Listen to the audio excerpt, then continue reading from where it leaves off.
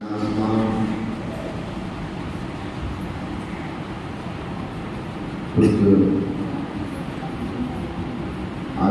श्री के युगल तत्वों में नमन। मंचा से पूज्य चरण स्वामी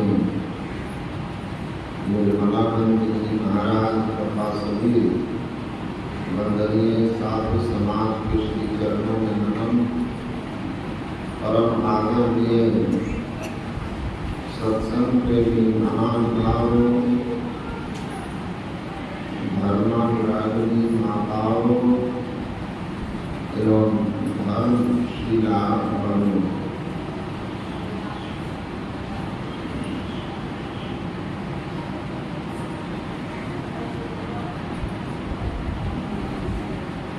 संत कबीर साहब कहते हैं,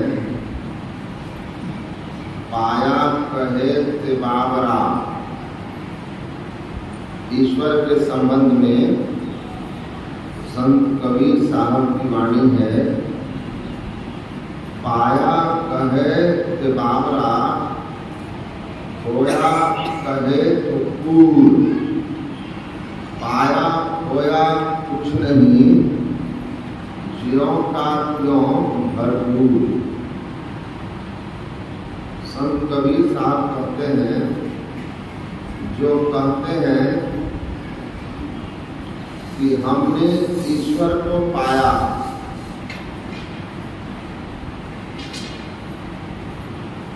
कहते हैं वो भी पागल है। और जो कहते हैं कि मेरा ईश्वर खो गया है, हेरा गया है, तो ये भी वही, दोनों के दोनों अज्ञान में।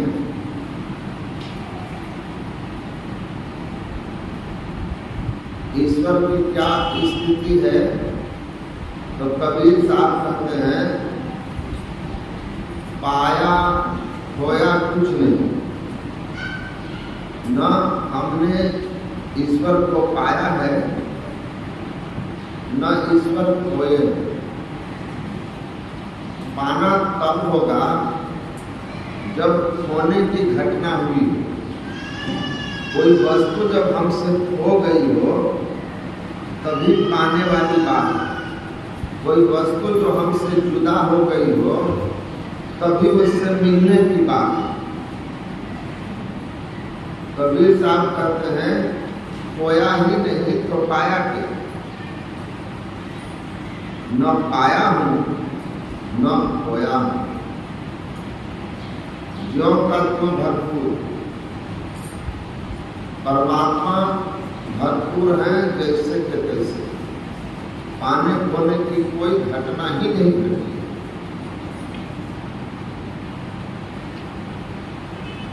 जब परमात्मा पाए ही नहीं जाते, परमात्मा खोते ही नहीं, ज्यों के त्यों भरपूर ही है, तो हमारी स्थिति ऐसी क्यों है। और संत कबीर की स्थिति वैसी क्यों है। जिस अवस्था में संत कबीर है उस अवस्था में हम नहीं।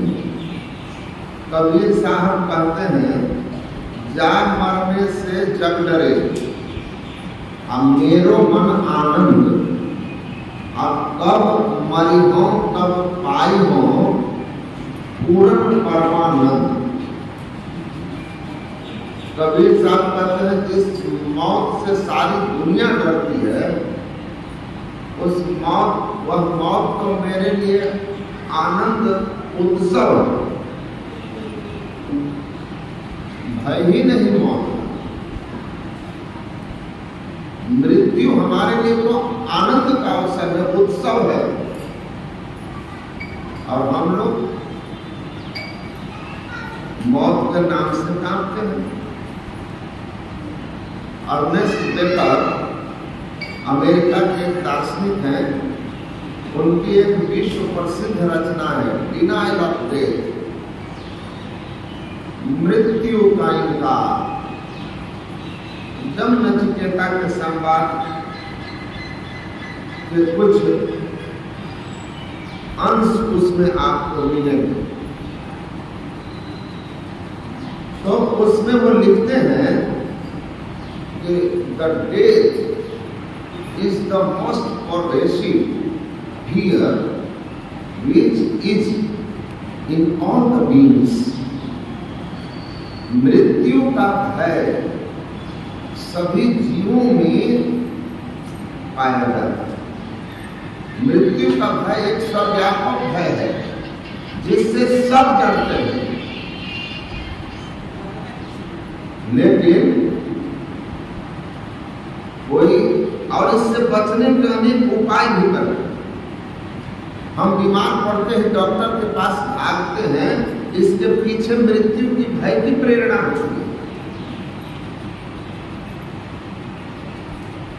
कि अगर ठीक समय से इलाज ना कराया, हल्के में लिया और बीमारी कहीं गंभीर हो गई तो राम नाम सत्य हो जाए।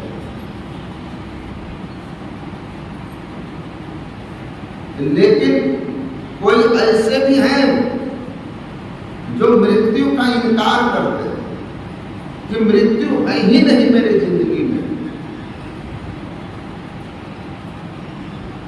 कबीर साहब कहते हैं मैं क्यों मरी हूं,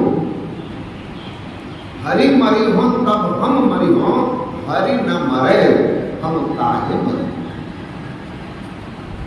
परमात्मा मरते हो तो मैं मरूंगा, अगर परमात्मा नहीं मरते, परमात्मा अमर है तो हम भी अमर हैं, हम भी नहीं मरेंगे। मृत्यु से इनकार कर देते हैं, गोरखनाथ मृत्यु से इनकार कर देते हैं, संत मृत्यु को इनकार कर देते हैं, इसलिए कि मृत्यु के वे पार चले जाते। इसीलिए केवल संत हैं जिनको मृत्यु का भय नहीं है।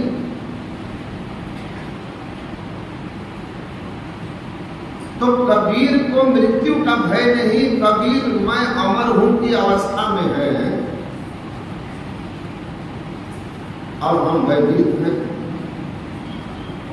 तो ज्यों का त्यों भरपूर की जो स्थिति है हमारी नहीं है और हम जीवन में दुखी हैं।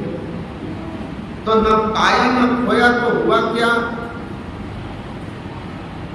जब ज्यों का त्यों भरपूर है तो ऐसा क्या हुआ कि कबीर साहब कहते हैं जा मरने से जग डरे मेरो मन आनंद, और हम मौत से भय से कांपते हैं।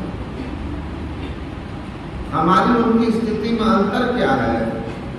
तो महापुरुष कहते हैं कि हाँ, पाया और खोया नहीं, ये बात सत्य है कि न आपने पाया है ईश्वर को, न संत कबीर ने पाया है, न आपका ईश्वर खोए हैं।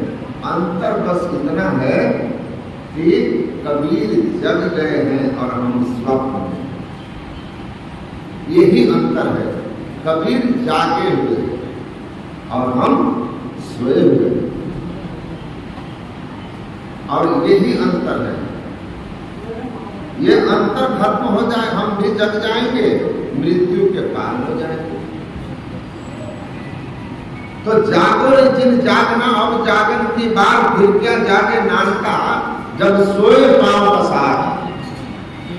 जेहि जागे जाने जग जाई हिराई, आज जागे जथा स्वप्न भ्रम जाई। भगवान श्री राम को जानेगा वही, भगवान राम के परमार्थ स्वरूप को जानेगा वही। प्रभु जे मुनि परमार्थवादी, और कहा है राम कह ब्रह्म अनादि। राम को अनादि ब्रह्म कहने वाले परमार्थवादी मुनि हैं, वे जगे हुए हैं, वे जागे हुए हैं और हम सोए हुए हैं। इसीलिए यही जग जामिनी जागनी जोगी, अपर मारती परपंच योगी। जागने की बात है। परमार्थिक सत्ता जो ब्रह्म की अनंत सत्ता है, व्यवहारिक सत्ता जो जीव की सत्ता है, चेतन की सत्ता है, और प्रतिभाषिक सत्ता जो संसार की सत्ता है। और ये जो प्रतिभाषिक सत्ता है, इसमें जो जो है सब गहरी नींद में है, सब गहरे स्वप्न में है। देखिए स्वप्न विविध प्रकार, ये प्रतिभाषिक सत्ता है, संसार जिसको हम जानते हैं। और इसकी स्थिति कैसी है तो वेदांत में कई उदाहरण देकर समझाया है। आप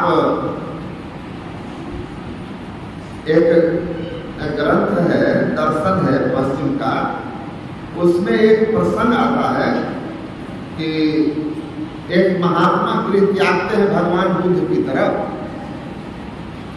राजा गृह त्यागते हैं और जैसे टोलस्टॉय थे, बुद्ध की तरह ही राजकुमार थे, तो वो अपना राज्य त्याग करके वन चले जाते। कई वर्ष की तपस्या के बाद वन से लौटते हैं तो उनके जो मित्र हैं वो बड़े प्रसन्नता से कहते हैं कि राज्य का त्याग करके तुमने परमात्मा की प्राप्ति कर ली, जीवन तुम्हारा सार्थक हो गया। तो वो जो राजकुमार संत बने हैं वो कहते हैं कि नहीं, हमने कुछ भी नहीं पाया। There is nothing like to get, पाने जैसा कुछ भी नहीं है। मैंने कुछ भी नहीं पाया। I have lost only, मैंने केवल खोया है, पाया कुछ नहीं। यहाँ कबीर कहते हैं कि खोया भी नहीं, लेकिन वो कहते हैं कि खोया है, पाया कुछ नहीं, केवल खोया है। तो उनके मित्र कहते हैं इसका मतलब कि राज्य त्याग करके तुमने जो राजपाट खोया उसका तुम्हें दुख है। तो महात्मा कहते हैं कि नहीं, मैंने ये नहीं कहा कि मैंने राजपाट खो दिया, मैंने परिवार खोया, ऐसा नहीं कहा। तो फिर क्या खोया? कहो पाया भी कुछ नहीं, खोया भी कुछ नहीं, केवल खोया हूं, पाया कुछ नहीं। तो क्या खोए? तो वो कहता है I have lost dream, duality and ignorance. मैंने स्वप्न खोया, सपने माही नारी को भ्रम भयो, बालक कहीं हेरायो, और जाति लक्ष्य जो का क्यों है, ना कहीं गयो ना आयो। मैंने स्वप्न खो दिया। स्वप्न खोते ही जो था वो था, पाने की बात क्या होगी? सूरदास कहते हैं कोई नारी है सोई हुई और वो स्वप्न देख रही है कि मेरा बच्चा खो गया, मेले में तो रोती है, चिल्लाती है, लेकिन जैसे जागती है तो वो क्या पाती है कि बालक खोया ही नहीं था, वो तो मेरे अंग संग गोद में ही पड़ा हुआ है। सूरदास जब यह मति आई, मन ही मन मुस्कायो, अब कहीं न जाए यह सुख की महिमा जो पूरी उठाए।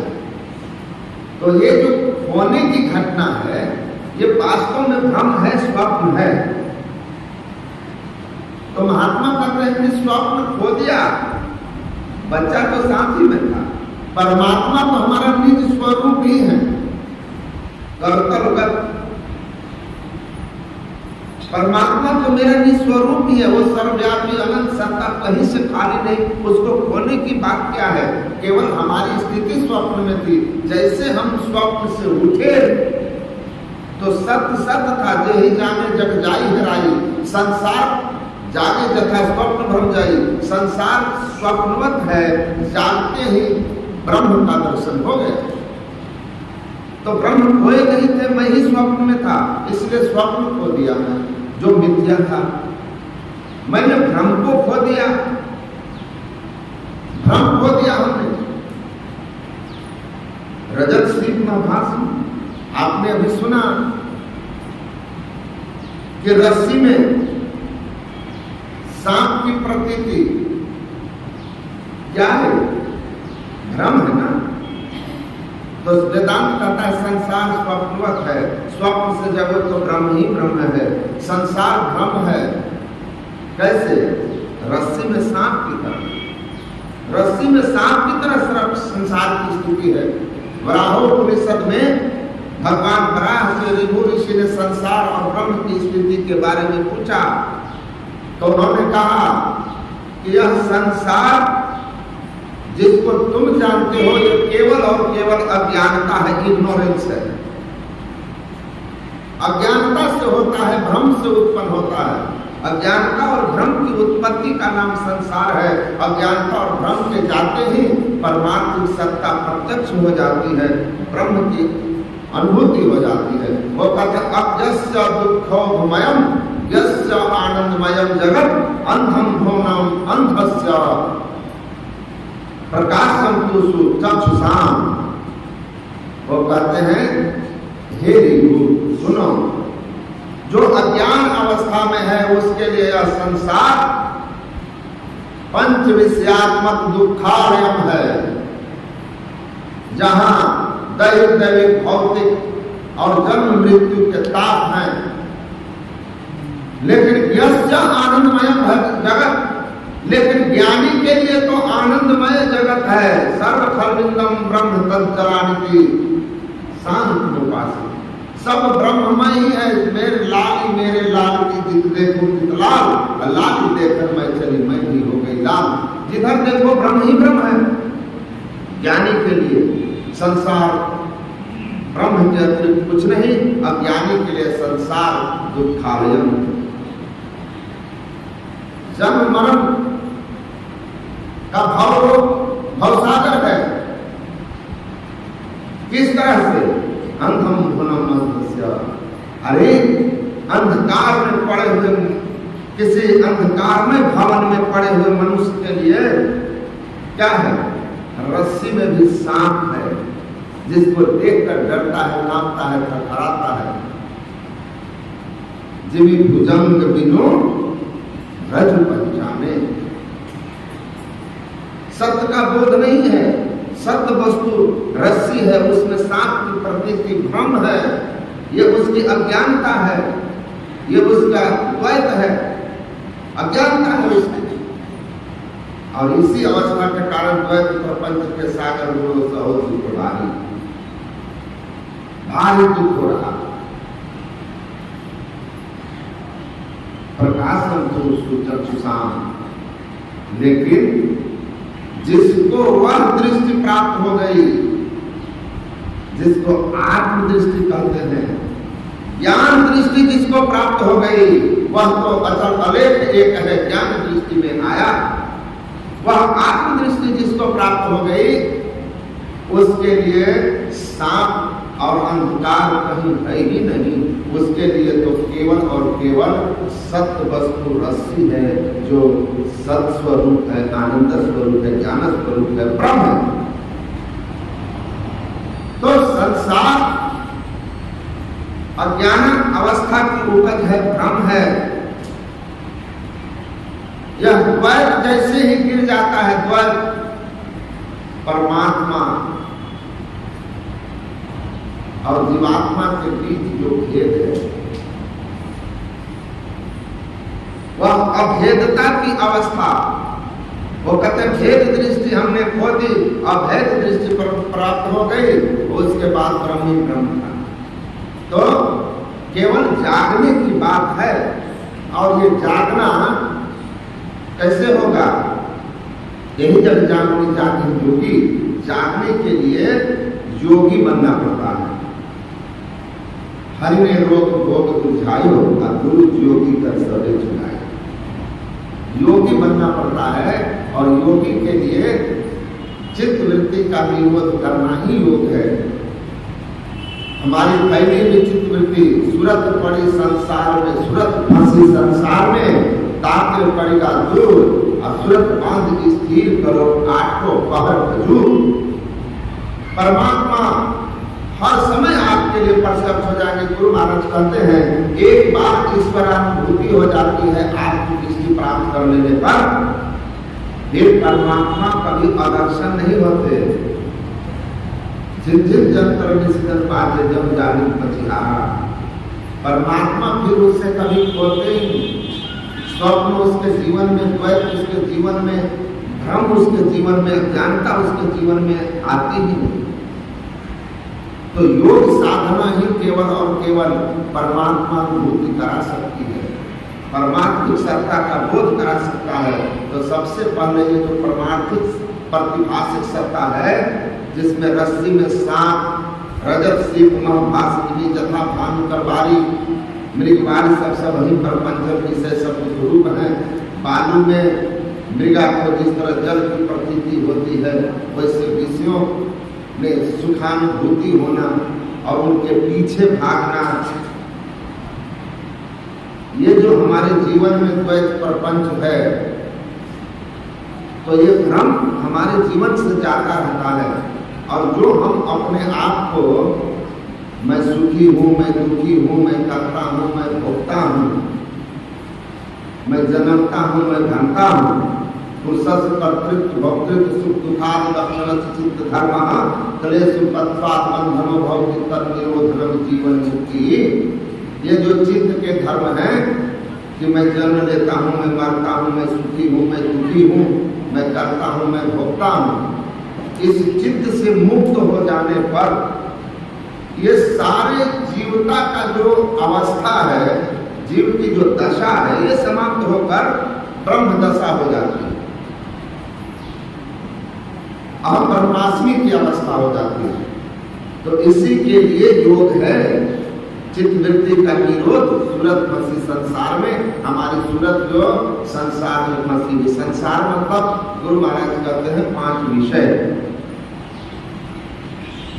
5 विषय, सब विषय पसारा भाव की जारा या में नहीं आराम, अंतर्गत चालो और प्रभु को पालो, प्रभु गुरु नहीं विश्राम। तो ये 5 विषयों में हमारी वृत्ति फैली हुई है और यही हमारे दुख का कारण है। फैली हुई चेतन वृत्ति का सिमटाव होगा। योग की साधना चित्तवृत्ति के निरोध को करते हैं और इसलिए सबसे पहले एक मंत्र का जप करते हैं और एक रूप का ध्यान करते हैं।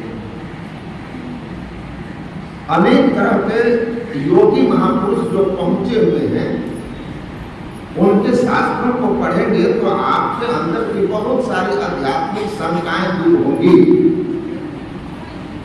वैसे संत की जरूरत तो हर क्षण आपको पड़ेगी साधन मार्ग में, फिर भी संत साहित्यों का अध्ययन करने से आपको बोध होगा, बहुत बातें जानने में आएंगी।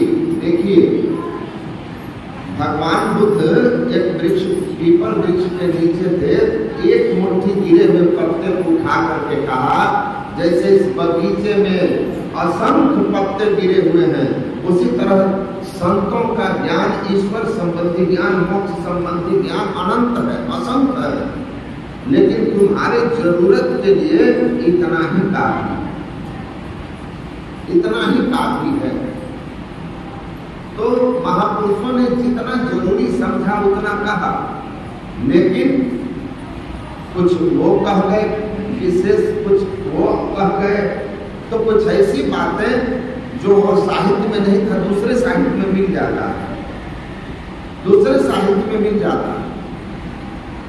आप आंख बंद करते हो, सामने अंधेरा देखते हो, जिनके अंदर जितनी तामसिक प्रवृत्तियां अधिक रहती है, उसको अपने आंख के आगे उतना ही ज्यादा अंधेरा दिखाई देता है।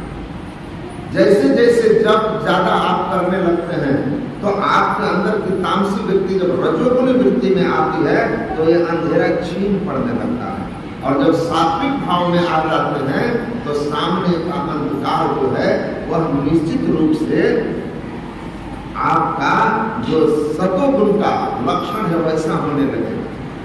और इसी में बहुत सारे साधक को भ्रम होता है। परमहंस योगानंद जी महाराज ने इसकी बड़ी व्याख्या की है। श्यामाचरण लाहिड़ी जी के पुराण श्यामाचरण में भी इस बात का वर्णन किया है कि आंख बंद करने पर सब कोई एक समान गहरा अंधेरा नहीं देखता है, क्योंकि पूर्व जन्म के संस्कार और उनके अंदर के राशि तामसी सात्विक इन गुणों में किसका अधिक प्रभाव है, ये बहुत बात निर्भर करता है। तो जिनके अंदर गहरा अंधकार है, उसको चित्त को उतना ही स्थिर करने में समय लगता है, उनका मन उतना ही भागता है। इसीलिए गुरुजात मानस ध्यान मानस कीजिए दृढ़ साध कर, इनका प्रथम अभ्यास कर शुद्ध करना चाहिए। खूब दृढ़ता से जिस मानस जब मानस ध्यान करने से जब वृत्ति सात्विक हो जाती है, तब उसको ठहराने की क्षमता आ जाती है। कहाँ पर? द्वादशांग पर्यंत नासाग्रे बिंदरे संवित ऋषि प्रसन्नता प्राणस्पंद विरुद्धते गंग जमुन सरस्वती संगम पर संध्या करोगे भाई अदृष्टि युगल कर अंगुल द्वादश पर दृढ़ दृढ़ धरुथा राई प्राण स्पंद बंद हो जाई मन जन से नाई। तब आती है क्षमता दृष्टि योग करने की, और तब चित्त वृत्ति का पूर्ण सिमटाव के लिए दृष्टि की युगल धारण को गुरु निर्दिष्ट स्थान पर बार बार स्थिर करने की कोशिश करते करते उसको स्थिर करने में सफलता मिल जाती है। और सफलता मिलते ही युगल दृष्टि की धारा एक होती है, एक विद्युता की प्राप्ति होती है, चित्त वृत्ति का पूर्ण सिमटाव होता है और अंधकार से प्रकाश की ओर गति हो जाती है और द्विभाषिक सत्ता से ऊपर आप उठ जाते हैं। और जैसे एक विद्युता प्राप्त करके आप 10वें द्वार से ऊपर चलते हैं, यह संसार जो प्रतिभाषिक सत्ता है, यह स्वप्न, इससे आप जाग जाते हैं। जैसे स्वप्न से जागते ही स्वप्न मिथ्या हो जाता है, वैसे यह संसार मिथ्या बोध हो जाता है और तब जो दिखाई देता है वह सूक्ष्म जगत है, लेकिन वहाँ भी द्वैत है, क्योंकि वहाँ दिव्य दृष्टि है। और बढ़ते बढ़ते बढ़ते जब आप कैवल्य दशा में जाते हैं, चेतना व्यष्टि चेतन पूरी तरह से चित्त से मुक्त होकर के समष्टि चेतन में जाकर मिलती है, जिसको कैवल्य दशा कहते हैं, आत्म दशा कहते हैं। उस अवस्था में व्यवहारिक सत्ता और वहां पर आत्मबोध होता है, परमात्मा की पहचान होती है, लेकिन तब भी वहां द्वैत बोध बना रहता है, द्वैत बोध बना रहता है। परमात्मा और हमारे बीच गुरु महाराज कहते हैं ऐसे दूरी रहती है जैसे शीशा की अलमारी में रखी वस्तु दिखती है पर उससे हम मिले हुए नहीं हैं, ले नहीं पाते हैं। शीशा हट जाए तो हम एक हो जाते हैं। तो वह द्वैत सत्ता भी गिर जाता है।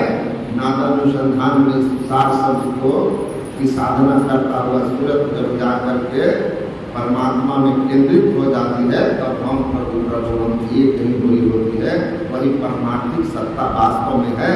और उसी में जाकर दरिया और गुण जो देखो अंतर नहीं, क्यों जीव और शिव एका ही, कहे कबीर स्वयं गाते वेद की देव की कहम नहीं। हेरत हेरत हे सखी रहा कबीर हेराय, और बुद्ध समानी समुद्र में शोकत हे जाए।